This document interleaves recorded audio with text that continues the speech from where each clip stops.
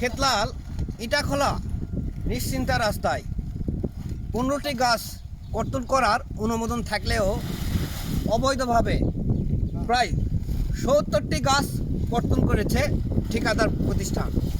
তো দেখেন গাছগুলোর অবস্থা দেখেন, এই যে অবস্থা, ছোট্ট ছোট্ট গাছ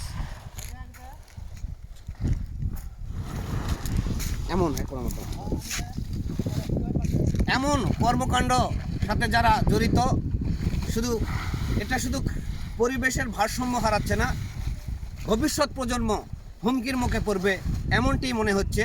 এবং এখানকার স্থানীয় যারা আছে তারা মনে করছে এবং আমরাও মনে করছি যে ভবিষ্যৎ প্রজন্ম হুমকির মুখে পড়বে।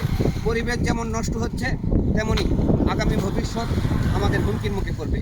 এমন কর্মকাণ্ড যারা করেছে তাদের বিরুদ্ধে দ্রুত আইনগত ব্যবস্থা নেওয়ার জন্য কর্তৃপক্ষের দৃষ্টি আকর্ষণ করছি।